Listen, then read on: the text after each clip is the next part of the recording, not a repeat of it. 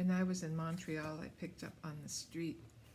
this course book from English 407 at McGill, which had an excerpt from a book I'd never read, Let Us Now Praise Famous Men, which I ended up buying this copy of by James Agee with photographs by Walker Evans. Walker and James went into the southern Alabama in the Cotton Belt in 1936 on assignment for Fortune magazine to share the lives of some tenant cotton farmers and write a piece for that magazine. Agee's piece turned into this much longer than an article book with photographs by Evans,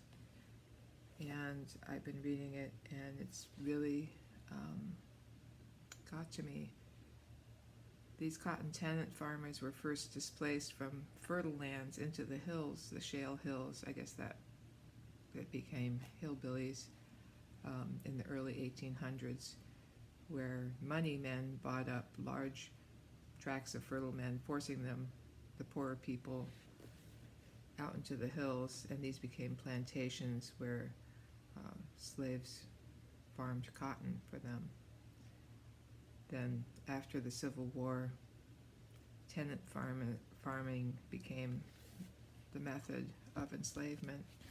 and whites and blacks were tenant farmers and sharecroppers. There's a difference between the two. One owns its own equipment, and the other rents everything from the man, who also sells the groceries and the seed and everything else. So, anyways, 1936. This section where Agee writes about education, I really can't read it without crying. And I don't know why this particular section really gets to me, but here it is. School was not in session while I was there. My research on this subject was thin, indirect, and deductive. By one way of thinking, it'll seem for these reasons worthless. By another, which I happen to trust more, it may be sufficient. I saw, for instance, no teachers, yet I'm quite sure it was safe to assume that they are local at the very least to the state, and quite probably to the county, that most of them are women to whom teaching is either an incident of their youth or a poor solution for their spinsterhood, that if they were of much intelligence or courage, they could not have survived their training in the state normal, or would never have undertaken it in the first place, that they are saturated in every belief in ignorance which is basic in their country and community, that any modification of this must be very mild indeed if they are to survive as teachers, that even if, in spite of all these screenings, there are superior persons among them, they are still again limited to text and to a system of requirements officially imposed on them, and are caught between the pressures of class, of the state, of the churches, and of the parents, and are confronted by minds already so deeply formed that to liberate them would involve uncommon and as yet perhaps undiscovered philosophic and surgical skill. I've only sketched a few among dozens of the facts and forces which limit them, and even so I feel at liberty to suggest that even the best of these, the kindly or the intuitive, the so-called natural teachers, are exceedingly more likely than not to be impossibly handicapped, both from without and within themselves, and are at best the servants of unconscious murder, and of the others, the general run, that if murder of the mind and spirit were statutory crimes,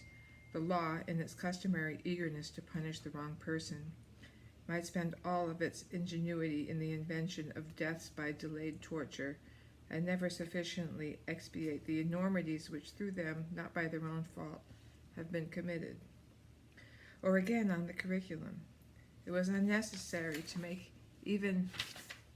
such search into this as I made to know that there's no setting before the students of economic or social or political facts, and of their situation within these facts. No attempt made to clarify or even slightly to relieve the situation between the white and Negro races, far less to explain the sources. No attempt to clarify psychological situations in the individual, in his family, or in his world. No attempt to get beneath and to revise these ethical and social pressures and beliefs in which even a young child is trapped, and no attempt beyond the most nominal to interest a child in using or in discovering his senses and judgment. No attempt to counteract the paralytic quality inherent in authority. No attempt beyond the most nominal and stifling to awaken, to protect, or to guide the sense of investigation, the sense of joy, the sense of beauty. No attempt to clarify spoken and written words whose power of deceit, even at the simplest, is vertiginous. No attempt, or very little, or ill-taught, to teach even the earliest techniques of improvement in occupation, such as scientific farming, diet, and cooking, skilled trades, nor to teach a child in terms of his environment. No attempt beyond the most suffocated to awaken a student either to religion or to irreligion. No attempt to develop in him either skepticism or faith or wonder, nor mental honesty nor mental courage, nor any understanding of or delicateness in the emotions and in any of the uses and pleasures of the body, save the athletic. No attempt either to relieve him of fear and of poison and sex, or to release him in a free beginning of pleasure in it, nor to open within him the illimitable potentials of grief, of danger, and of goodness in sex and in sexual love, nor to give him the beginnings, at very least, of a knowledgeable and of an attitude whereby he may hope to guard and increase himself and those whom he touches. No indication of the damages which society,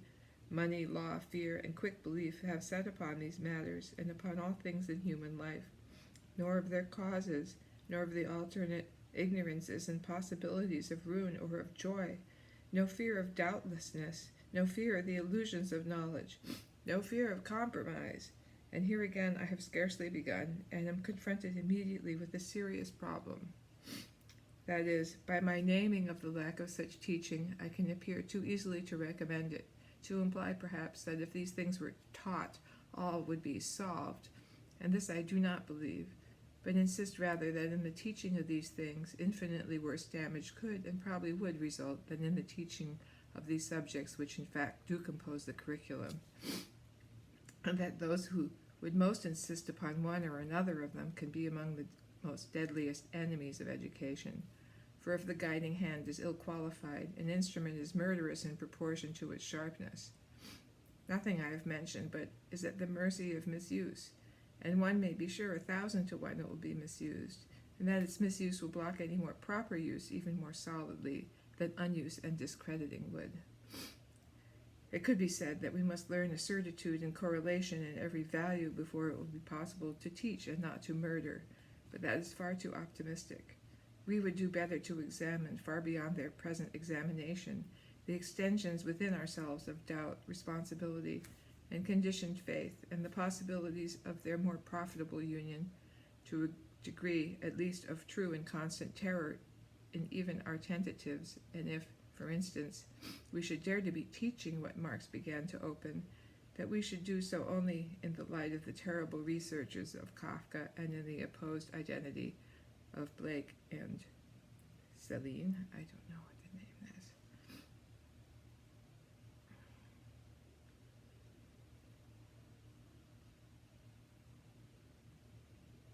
But